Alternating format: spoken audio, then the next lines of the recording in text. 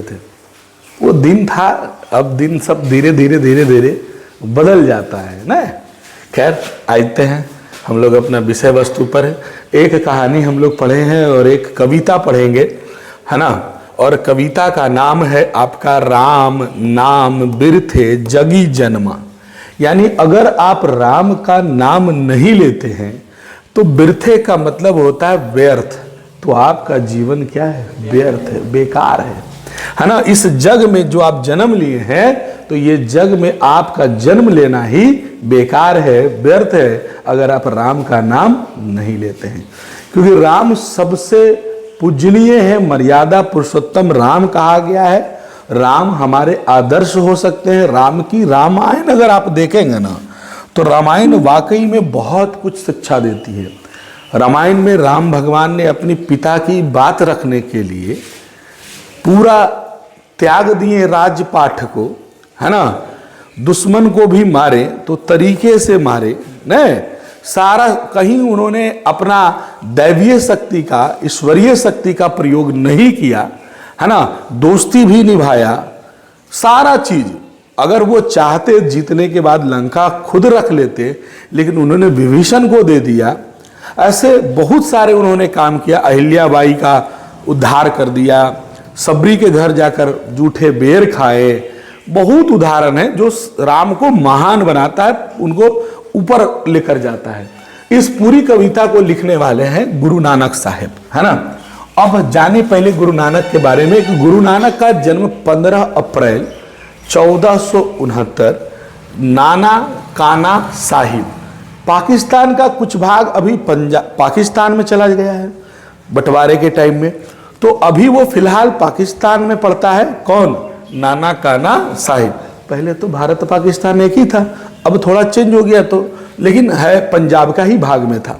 गुरु नानक का जन्म पाकिस्तान के पंजाब प्रांत के तलवंडी नामक गांव में हुआ था। पूछेगा कहाँ हुआ था?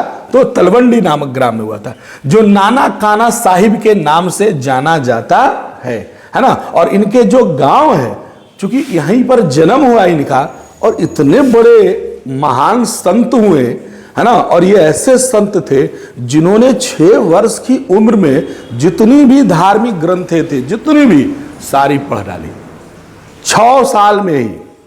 और हिंदू धर्म को, मुस्लिम धर्म को, दोनों को वो समझे बूझे। और ये किस धर्म की यात्रा नहीं की, ये मक्का मदीना भी गए थे यात्रा करने के लिए। और उन्होंने एक ही नारा दिया बाद में कि भैया ईश्वर एक है, ज्यादा इधर उधर के चक्कर में नहीं रहना है ना। ईश्वर एक है। ये आपस में जो आप लड़ते हैं झगड़ते हैं, ये सब चीज नहीं होना चाहिए। ये आपका एक साथ रहिए, ऐसा इन्होंने संदेश दिया। गुरु नानक इतने महान थे कि एक बार कहा जाता है, जो उनके अनुयायी है या जैसा किताबों में बताया जाता है, क्योंकि हम लोग तो देखे नहीं है भाई, जो पढ़ रहे हैं वो आपको हम बता रहे हैं। तो ये कहा गया गुरु नानक के बारे में कि एक बार उनको प्यास लगी थी, और प्यास लगी थी तो बंजर मिट्टी थी, ऐसा ही मिट्टी खेत था, और वहां हाथ डाले पानी का फुहारा फूटने लगा और आराम से पानी पी लिए। एक आदमी किसी कारण से गलती बस से उसका फसल उसल जल गया, या तो कोई जला दिया। गुरु नानक साहब के पास आया, देखिए मेरा फसल जला दिया हुआ या जल गया। बोला कहाँ तुम्हारा फसल जला है? तुम्हारा क्यों फसल जलेगा? जग देखो तो फिर से, तो देखा फसल फिर से लहलहा रहा है। तो गुरु नानक साहब की कहानी थोड़ी सी, वो उनमें ईश्वरीय शक्ति थी। अब ऐसे भी जानिए कि ईश्वरीय शक्ति हो या ना हो, लेकिन जो बच्चा 5 से 6 साल में ककहारा नहीं सीख पाता है, वो 6 साल की उम्र में पूरा ग्रंथ को समझ लिया, और 6 साल की उम्र में ही उसने प्रवचन और लोगों को समझाना शुरू कर दिया, तो ये छोटी मोटी तो बात नहीं है। हर व्यक्ति ऐसा नहीं होता है, इसको ईश्वरीय शक्ति ही कह सकते हैं। तो इनका जो जन्म हुआ है वहीं पर इनका नाम पड़ गया नाना काना साहिब। 22 सितंबर 1539 करतारपुर, जो भी पंजाब पाकिस्तान में ही पड़ता है, वहीं इनकी मृत्यु हो गई। पिता का नाम था कालू चंद खन्नी तथा माता का नाम था तृप्ता। इनके पिता इन्हें व्यवसाय में लगाने का काफी प्रयास किया। बोले कि बेटा अरे व्यापार व्यापार कर लो, सिख थोड़े व्यापारी वर्ग के होते हैं। अब देखिएगा लाइन होटल जाइएगा तो पंजाबी ढाबा बड़ा फेमस होता है, पंजाबी तड़का, पंजाबी पराठा, लस्सी, उन लोग लस्सी उसी पियोगे, सरदो क्या बोलते हैं उसको, सरसों साग है ना, और मक्के दा रोटी, ऐसे बोलता है। तो मक्के का रोटी और सरसों का साग बहुत फेमस उधर का भोजन है। और लस्सी है, पराठा तो खूब खाता है, देखते होगे जितने भी पंजाबी लोग होते हैं बड़ा विशाल विशाल होते हैं, एकदम भुजाएं उनकी बहुत मजबूत होती, कारण कि घी वो खूब खाता है सब।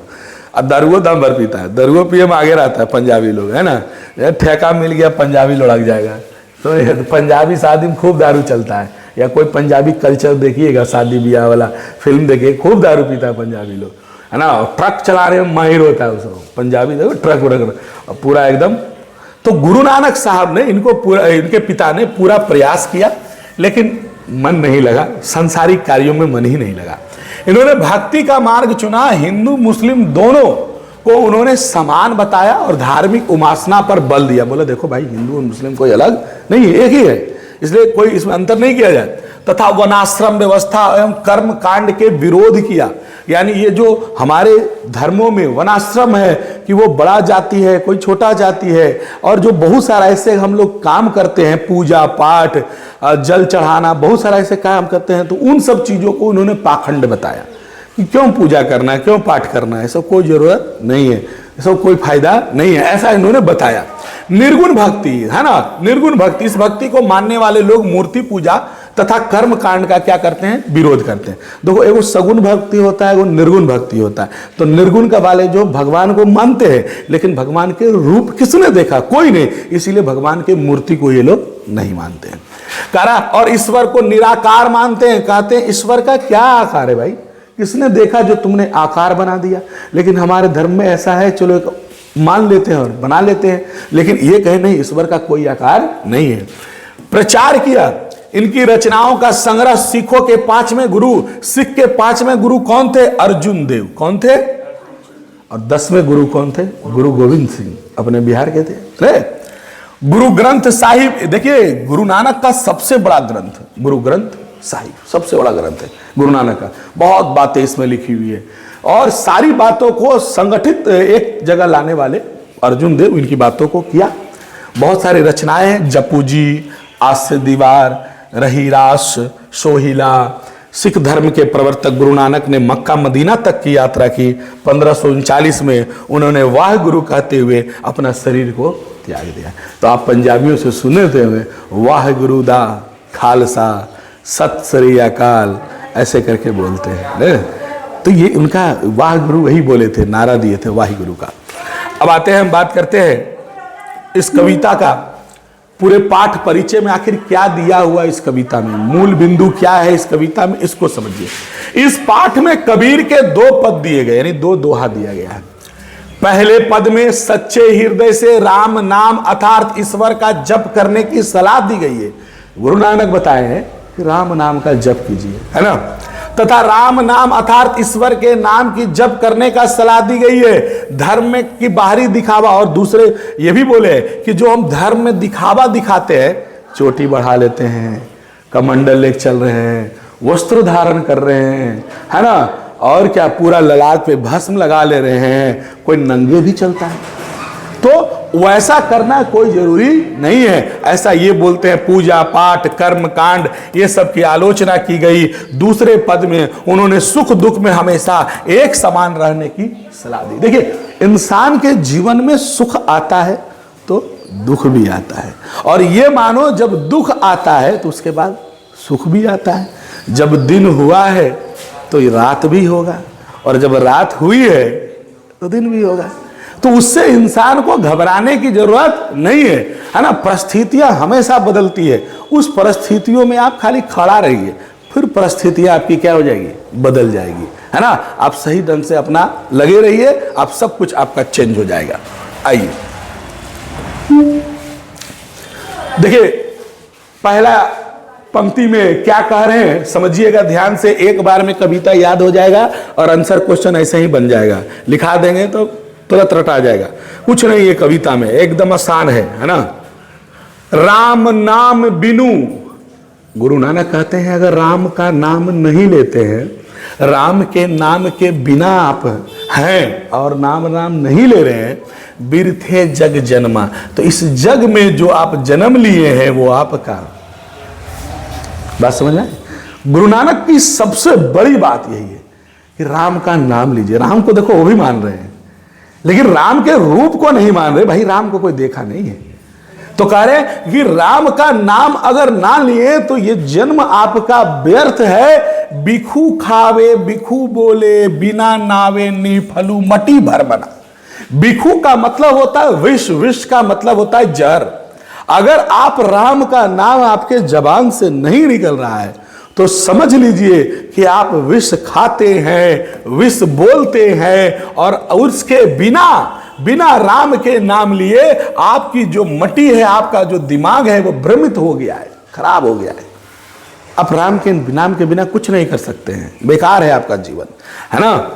आप कितनों पुस्तक पाठ व्याकरण बखाने, खूब किताब पढ़ लीजिए, खूब धर्म ग्रंथ पढ़ लीजिए, एक से एक किताब पढ़ लीजिए, है ना। संध्या कर्म निकाल करे, और संध्या कर्म जो होता है पूजा पाठ आरती दिखाना, बहुत सारा चीज आप खूब कर लीजिए, पूजा पाठ खूब पुस्तक वेद पढ़ लीजिए, है ना। बिना गुरु शब्द मुक्ति कहाँ प्राणी, राम नाम बिनु अर्झे मरे।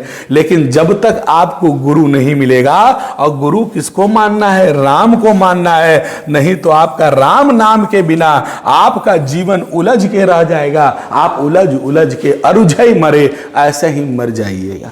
अगर राम नाम नहीं लेते हैं तो आपका जीवन में जन्म व्यर्थ है। इस युग में या बोलते हैं इस जगत में जन्म व्यर्थ है। आप विष बोलते हैं, आप विष खाते हैं, आपकी दिमाग भ्रमित हो गया है। कितनों किताब पढ़ लीजिए, ग्रंथ पढ़ लीजिए, कितनों संध्या कर्म कर लीजिए, लेकिन राम नाम का अगर नहीं लिए हैं तो आपका कभी मुक्ति जीवन में मिलने वाला नहीं है। और ऐसे ही उलझ के आप मर जाइएगा। ये कौन कह रहे हैं? गुरु नानक का। बात समझ में आए? आगे बढ़ते हैं। अरे मक्खी बैठ गया कहीं, कहाँ है मक्खी जी? खोजो उसको। अरे ले भैया,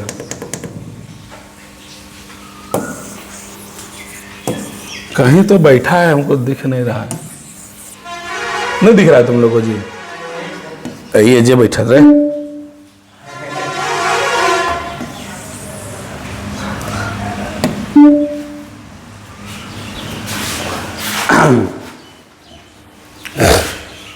चलिए उसके बाद देखिए क्या कहते हैं, उसी दोहे का कुछ भाग है और कि दंड कमंडल शिखा सूत धोती, तीरथ गवनु अति भरमनु करे। मतलब आप लोटा ले लिए हैं, दंड कमंडल नहीं होता है जो लेके चलते हैं, लोटा कमंडल ले लिए हैं। शिखा इसको बोलते हैं टिकिया को। बात समझे? किसको बोलते हैं? टिक को, टिकिया देहाती भाषा में हम लोग। शिखा बढ़ा लिए, चोटी बड़का बांध लिए, मुरेठा वगैरह, चोटियों मुरेठा बांध लेता है, रोज लंबा हो जाता है ना, गिट्ठी बांध लेगा पूरा, है ना। तो कारा दंड कमंडल ले लिए हैं, शिखा चोटी बढ़ा लिए हैं, पूरा धोती कुर्ता पहन के एकदम टाइट हो गए हैं पंडित जी नियर, है ना। और तीर्थ किए हैं करने, तीर्थ का भ्रमण कर रहे हैं पूरा, भगवान भगवान भगवान नहीं। और इन्हें शाम में आए, उन्हें पूजा पाठ करके अरे उसको कैसे बर्बाद करल जाए, नहीं इन्हें गलत काम कर रहे हैं, इन्हें माए बाप को गरिया रहे हैं, नहीं इन्हें उसको नुकसान पहुंचा रहे हैं, इन्हें ही गलत काम कर रहे हैं, इन्हें उसका मर्डर कर दिए हैं। और वाह वाह है भगवान, है भगवान, कोई फायदा है?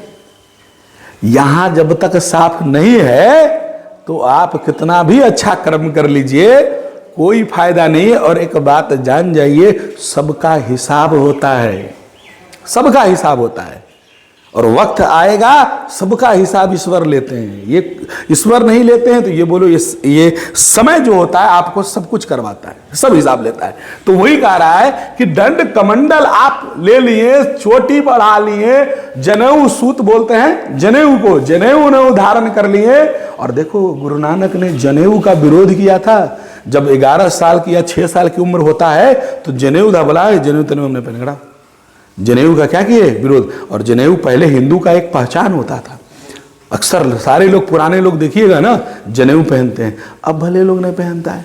कुछ अच्छा देखो, कुछ चीजें ऐसी हैं उसको हम लोग धार्मिक रूप से देखेंगे तो शायद नहीं समझ में आएगा, लेकिन आप देखिए वैज्ञानिक दृष्टिकोण से वो अच्छा है।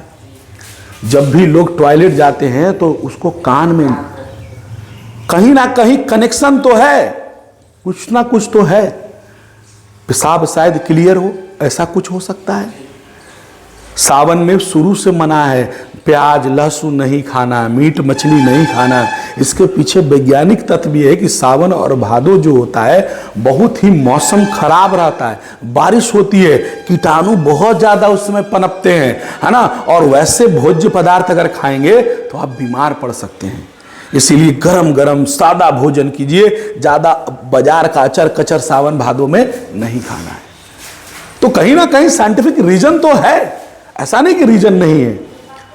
तो दंड ये आप कुछ भी कर लीजिए, लेकिन अगर राम नाम बिना शांति न आवे, कितनो तुम पूजा कर लो, तीर्थ यात्रा कर लो, लेकिन राम नाम के बिना तुमको शांति आने वाला नहीं है। हरि हरि नाम सुपारी परे, और जो हरि हरि का नाम लेगा, जो राम राम का नाम लेगा, वही इस जगत पार कर जाएगा अच्छे से।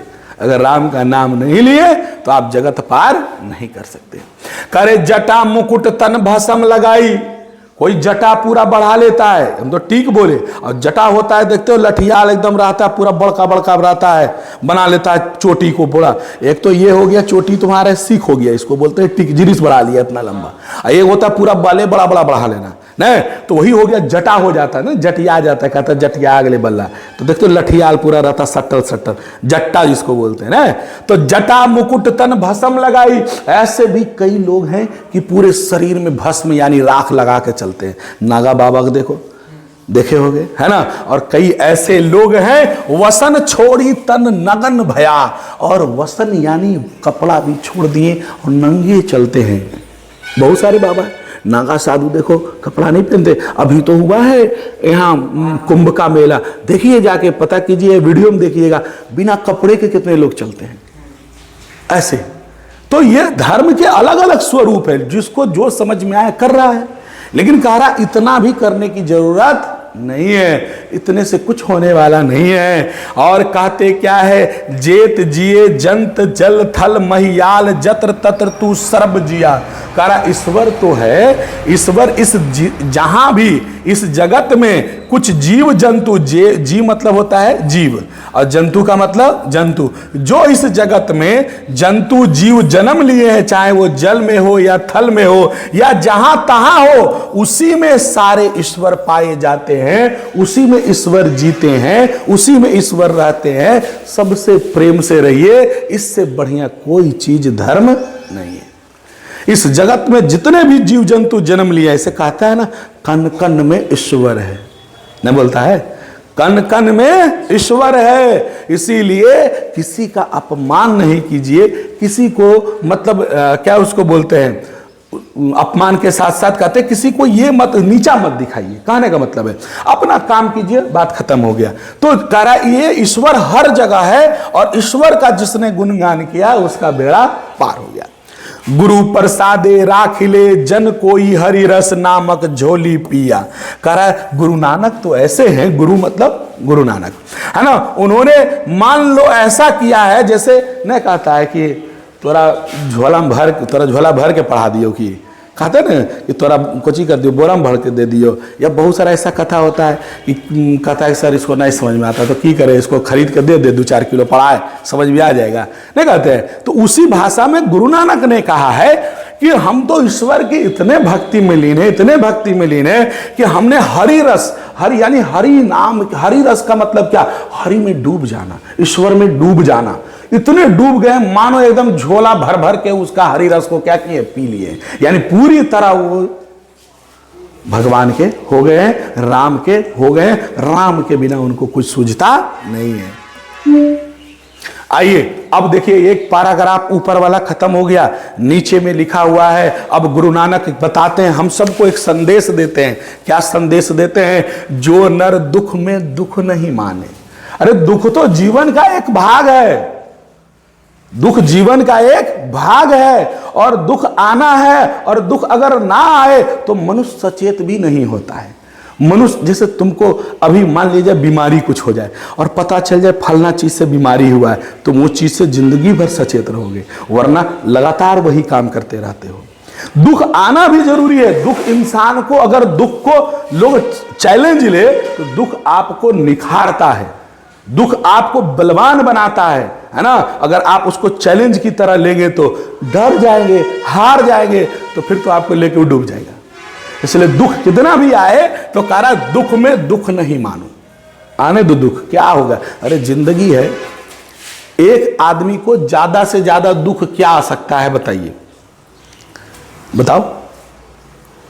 एक इंसान को ज्यादा से ज्यादा दुख क्या आ सकता है, बताओ। मरना तो सबको है, कोई समय पर मरता है, कोई बेसमय मरता है। अगर किसी के पिता मर गए, ठीक है, ये एक दुख हो सकता है। मां मर गई, एक दुख हो सकता है। बीमार हो गई, ये भी एक दुख हो सकता है। लेकिन आपके हाथ में है क्या, कुछ है नहीं है। बस अपना मेहनत करते रहिए, कर्म करते रहिए, दुख एक दिन अपने आप क्या हो जाएगा, भाग जाएगा। आप कई लोगों को देखे होंगे जो बचपन में बहुत दुख किए, तकलीफ किए उसके घर वाले, लेकिन एक बेटा ऐसा निकला पूरे घर को क्या किया, बदल दिया कि नहीं बदल दिया। तो दुख नहीं मानना है, उसमें लड़ना, उसमें लड़ना है। और ईश्वर, आप जानिए कि हम सब ऐसे घर में पैदा लिए हैं कि जहां 3 वक्त की रोटी, अच्छा कपड़ा और सबसे बड़ी बात है कि शिक्षा मिल रहा है।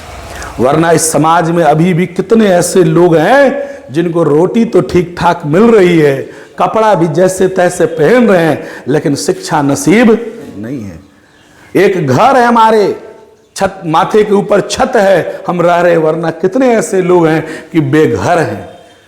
तो इससे ज्यादा, उससे ज्यादा क्या बुरा समय हो सकता है। और हाथ है, अपना हाथ, कहावत है ना, अपना हाथ जगरनाथ। और जो आदमी अपने पर भरोसा करता है उसको कभी दुनिया कुछ कर नहीं सकती है। हिम्मत रखना चाहिए। तो जो नर दुख में दुख नहीं माने, सुख असने अरु भय ना ही जाके। और सुख भी आ जाए तो खूब अतरा भी नहीं जाना चाहिए, हम तो ये हो गए ना। सुख दुख हुआ कोई बात नहीं, ठीक है, दुख में भी वैसे और सुख में भी तुम पल रही है ना। कंचन मिट्टी जाने, अगर दूसरा का कंचन का मतलब क्या होता है बाबू, सोना।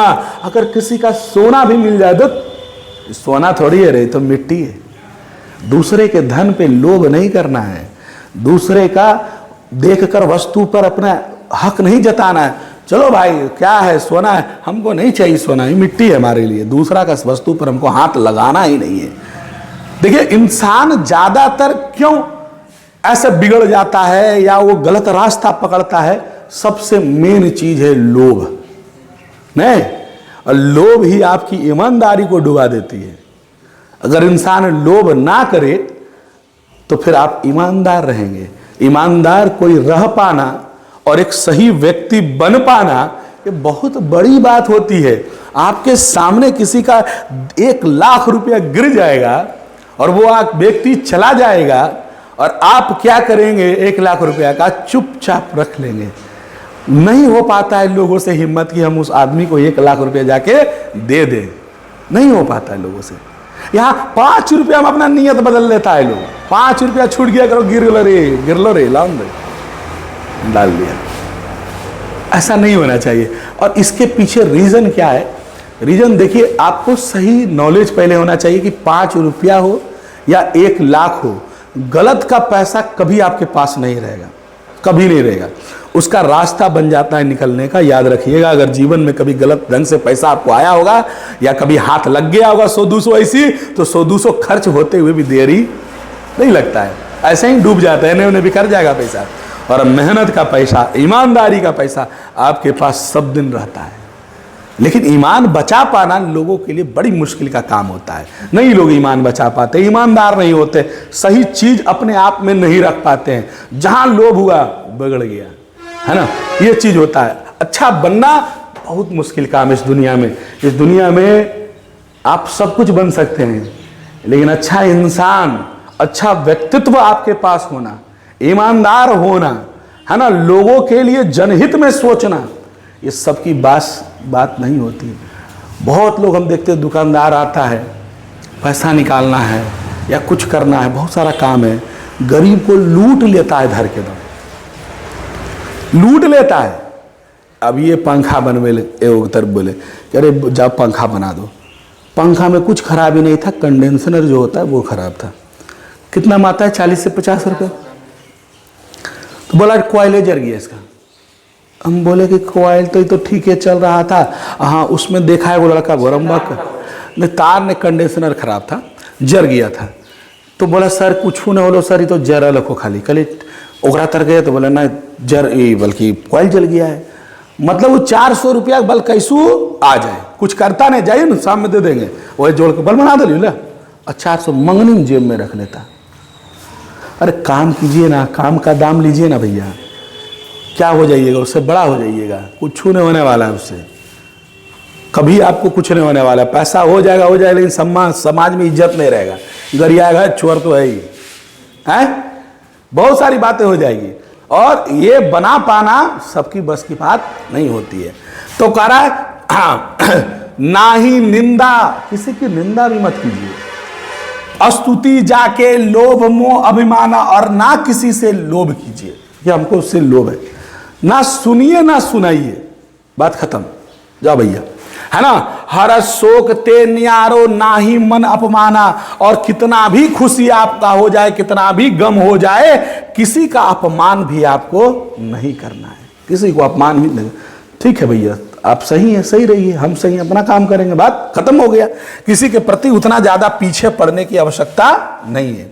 करा आशा मनसा सकल त्यागी, जे जगते रहे क्या है? निराशा। करा जिस व्यक्ति ने इस दुनिया से, लोगों से अपना आशा को त्याग दिया है, सबसे बड़ा चीज क्या होता है? उम्मीद। अगर आप किसी से उम्मीद कर लेते हैं ना, तकलीफ वही हो जाती है, ना होता है। हम उसको 10,000 रुपया दिए थे, मांगा था, हमको जरूरत पड़ा तो नहीं दिया। आप किसी को मदद कीजिए तो ये पहले सोच लीजिए कि वो मदद करेगा कि नहीं करेगा, ये कोई गारंटी नहीं है। और अगर आपने उम्मीद कर लिया कि वो भी हमारी मदद करेगा, तो यही चीज आपका निराशा का क्या बनेगा? कारण बनेगा, क्योंकि वो करेगा नहीं, और करेगा नहीं तो आपको हो जाएगा तकलीफ, आप निराश हो जाइएगा। भैया दान देना है, 5 रुपये दीजिए, भूल जाइए, है ना, जाइए, कोई दिक्कत नहीं है, उतना है। हम लोग को बहुत सारे सर्किल में ऐसे दोस्त हैं रखे हैं, तो पैसा में कदे लाइन पैसा 10,000 लाइन दे दो, 2,000 लाइन दे दो, 500 लाइन दे दो। अब अगर उनको 20 बार ना टॉर्चर करे तो पैसा रिटर्न भी नहीं करने वाले, कुछ ऐसे भी हैं। तो हम क्या किए हैं, कम से कम 5-10 नहीं बल्कि 20 दोस्तों को 1,000-2,000 रुपया, जैसे कोई महीना मांगा, कोई 2 महीना बाद मांगा, लाइन 2,000 रुपया हो प्रेम, हाँ बोल दे दो तोरा 4 दिन बाद, पैसा नहीं हो 15 दिन बाद दे दो, काम हो, डाल दिए। हम जानते हैं कि उसको अगर एक बार दे दिए, वो हमको देने वाला नहीं है, जब तक उसको 20 बार 30 बार टॉर्चर हम दे के भुला गए, 1,000-2,000 रुपये दे के भुला गए। काहे? वो ना अब वापस करेगा और ना दोबारा हमसे मांगेगा। तो 1,000 रुपये में उसका मुंह बंद हो गया, चुपचाप रहा, माथा दर्द। और जैसे ही मांगेगा तैसे मुंह पे जवाब देंगे। 2 साल हो गया, 3 साल हो गया, तुमसे 1,000 रुपये ईमानदारी से, ये नहीं हुआ कि प्रेम तुम्हारा पैसा है ले लो, और तुम बात करते हो और पैसे की। किसी का भी पैसा लीजिए, किसी के साथ रहिए, ईमानदारी वाला काम कीजिए, है ना। ऐसा नहीं कि आपसे 10,000 ले लिए, अब भूले ले, है ना, तो ऐसा नहीं होना चाहिए। तो इस जगत में किसी से उम्मीदें नहीं रखिए, सबसे बड़ा चीज है उम्मीद रखिएगा, आपको तकलीफ होगी, ये तय है। आते हैं, आगे बढ़ते हैं। काम क्रोध जे ही पर से नाही, ते ही घट ब्रह्मा निवासा। जिसने काम पर, काम का मतलब होता है अपनी वासना पर, अपने प्रेम पर, जो स्त्रियों के प्रति होती है प्रेम जो होता है, काम जो होता है, जो भटक जाते हैं, है ना, गलत कार्य करते हैं, उसको बोलते हैं एक तरह से काम। हमारे आंतरिक इच्छा जिसको बोल सकते हैं, वासना जिसको बोल सकते हैं। जिसने क्रोध पर, काम और क्रोध, यही देखिए 2 चीजें हैं जो इंसान को बर्बाद करती है। गुस्सा जब आ गया तो आपको आवेश में कुछ सूझता नहीं है, आवेश में कुछ भी पटक दीजिएगा, कुछ भी बोल दीजिएगा, और फिर बाद में पछताइएगा काहेल बोले। नहीं, जैसे भाई बहन में लड़ाई हो, मार फैटम फैटिक बस मार लो अब आधा घंटा लो काहेल मर लिए भाई नहीं मारना चाहिए। नहीं, अवश्य लगता है कि नहीं अफसोस। आवेश बड़ा खराब चीज है, क्रोध बड़ा खराब चीज है, और क्रोध जब आता है तो इंसान बर्बाद हो जाता है ना। ज्यादा क्रोध की आवश्यकता नहीं है ना। और काम वासना में भी नहीं जाना है, ज्यादा काम वासना में जाइएगा ये कुछ नहीं है। शरीर जैसे आदमी, देखो एक सही बात बता रहे, हम लोग क्या है, भले लगता है कि वासना में डूब जाते हैं, भाई स्त्री के पास भी वही शरीर का अंग है जो पुरुषों के पास है, और कुछ नहीं है, सब मांस का टुकड़ा ही है। लेकिन फिर भी लोग क्या है, परेशान है। नहीं, तो इस वासना में नहीं जाना, वासना में जाइएगा डूब जाइएगा, खत्म हो जाइएगा, है ना। और समय आएगा उसका भी मौका मिलेगा, आपको भी स्त्री प्रेम मिलेगा, ठीक है। गुरु कृपा जे ही नर पे किन्हीं तीन जगत जुग पिछानी। अगर गुरु का कह रहा है कि जिस व्यक्ति में काम क्रोध नहीं है उसी व्यक्ति में ब्रह्मा निवास करते हैं। ब्रह्मा सब में निवास नहीं करते हैं। ब्रह्मा का मतलब होता है क्या, ब्रह्मा मैंने समझिए जिनके पास पूरा वेद है, पूरा ग्रंथ है, पूरा ज्ञान है, तो ज्ञान ऐसा ही नहीं आपको हो जाएगा। ब्रह्मा आप ऐसा ही नहीं बन जाइएगा। जब आप काम पर और क्रोध पर नियंत्रण कर लेंगे तब आप ब्रह्मा आप में निवास करेंगे। और अगर ब्रह्मा निवास कर गए तो समझो आप पर गुरु की क्या हो गई, कृपा हो गई। और जिस पर गुरु की कृपा हो गई, ये तीनों लोक के जो जगत के लोग हैं, ये जो जगत के लोग हैं, आपके पीछानी पीछे पीछे चलेंगे। एक बार आपके पास ज्ञान का भंडार हो गया, आप अच्छे बन गए, लोग आपके साथ चलेंगे, पीछे पीछे चलेंगे, जिन पर गुरु की क्या हो गई, कृपा हो गई। नानक लीन भयो गोविंद संग। और गुरु नानक तो गोविंद किनको बोला गया, कृष्ण को बोला गया। कृष्ण किनको कहा गया, राम को बोला गया, विष्णु, सब तो एक ही है। कह गोविंद लीन भयो नानक लीन भयो गोविंद सो ज्यों पानी संग पानी। और नानक तो कहते अरे भैया हम तो गोविंद संग ऐसे लीन हो गए जैसे एक लोटा पानी तुम्हारे घर का और एक लोटा पानी मेरे घर का मिला दो, कोई कह देगा कि किसका पानी है। हम वैसे मिक्स हो गए हैं। किसमें? अरे दूध और पानी को मिक्स करके हटाया जा सकता है, लैक्टोमीटर से मापा जा सकता है, लेकिन पानी संग पानी अगर मिल जाएगा ना तो फिर उसको पता नहीं लगाया जा सकता है। तो हम तो कृष्ण में, हम तो ईश्वर में इतना डूब गए हैं कि हमको तो अब निकलना ही मुश्किल है। वही बात बता रहे हैं कौन, गुरु नानक। समझ में आया? तो दिक्कत